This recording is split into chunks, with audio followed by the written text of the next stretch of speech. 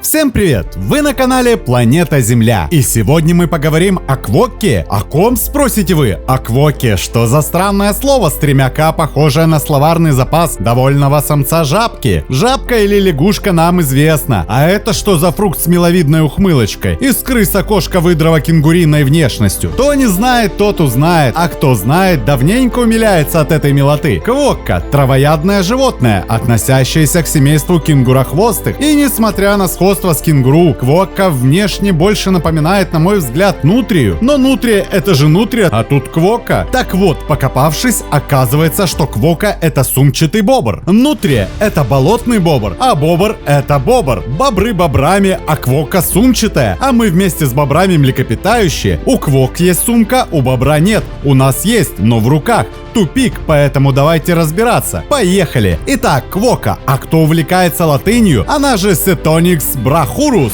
похоже на заклинашку из Гарри Поттера. После произношения позитив, как у квокки. Квокка – животное уникальное. Оно является единственным представителем семейства кенгуровых, рода Сетоникс. Ближайшим родственником является валаби, или карликовый кенгуру, находящийся в промежуточном звене между жвачными и нежвачными животными. Размеры животного невелики. Туловище и голова составляют в длину до полуметра, вес от 2 до 5 килограмм и короткий хвост сантиметров до 35. Округлые, близко расположенные ушки выступают из меха. Небольшие глазки-пуговки расположены возле переносицы, и улыбка придает зверьку всю милоту. Так почему же квокка все время улыбается? На самом деле не всегда. Она жвачное животное, и несмотря на 32 зуба, у нее нет клыков, поэтому откусывать листья и стебли приходится за счет мышечной силы. Переживав растительность, мышцы расслабляются, и на мордочке зверька появляется самая лучезарная в мире улыбка. Так что улыбается, когда поела, а ест часто, значит настроение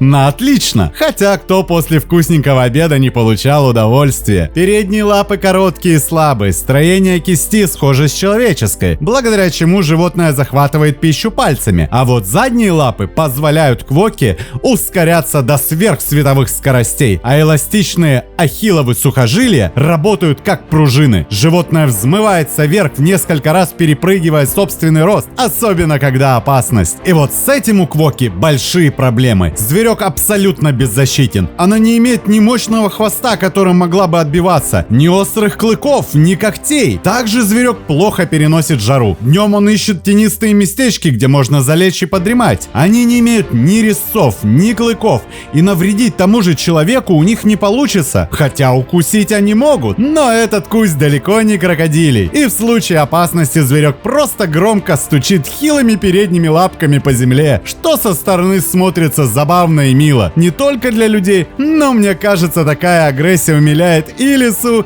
и дикую собаку динго. Квокки дружелюбный и ноль агрессии. Все это привело к тому, что квокка очень редкое животное, имеющее охранный статус в Австралии. Среди обитания квокки прибрежные вечнозеленые эвкалиптовые леса юго-западной Австралии и острова западнее континента. На континентальной Австралии проживает не более 4000 особей, а самая большая популяция на острове Ротнес. На острове проживает до 12 тысяч особей. Там нет хищников, угрожающих жизни квок, за исключением змей. Огромный ущерб популяции квок нанесла собака динго и завезенная европейцами в 1870 году рыжая лиса. Единственным местом, куда не проникли эти хищники, был именно этот остров. Голландские мореплаватели, прибывшие в 18 веке на остров, увидели там полчища невиданных зверьков, напоминающих строением тела и хвостом, на их взгляд, обычно крыс. Так за островом и закрепилось название Ротнес, что в переводе с голландского означает крысиное гнездо. Живут квокки семьями, во главе которых стоит альфа-самец. Он контролирует убежище, куда стая прячется от полуденного солнца. Это гораздо важнее для выживания, чем наличие пищи, потому что обезвоживание чревато летальным исходом. И тут квокка страдает, но продолжает улыбаться. Тем не менее, вся территория Ротнеста отдана под заповедник. За причинение вреда грозит крупный денежный штраф и даже тюремный срок. Так что хоть где-то квокке повезло, не считая змей,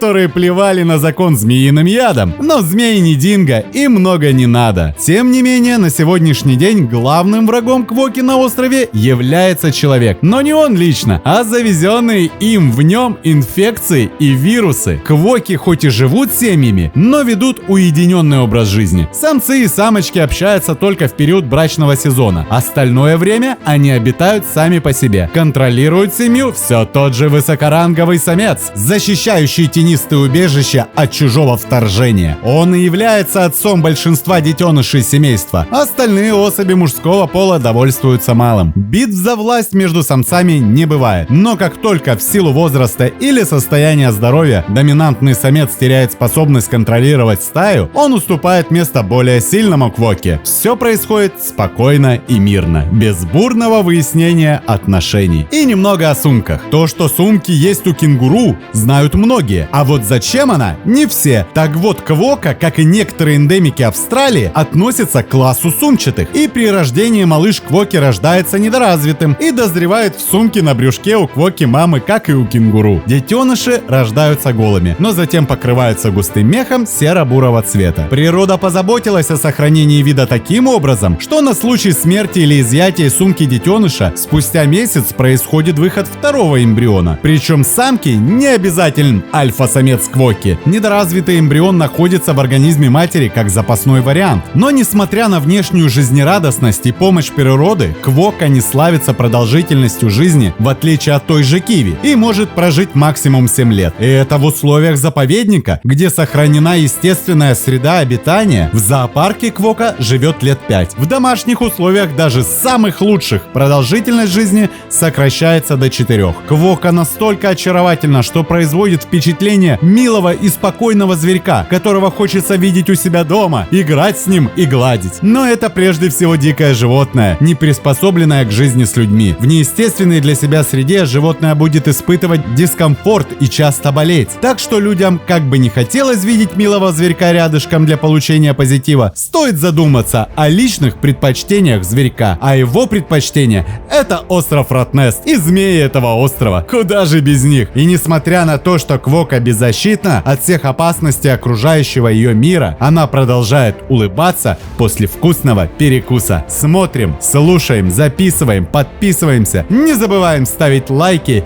и делиться этим видео с друзьями. Это очень помогает продвижению. С вами был канал Планета Земля.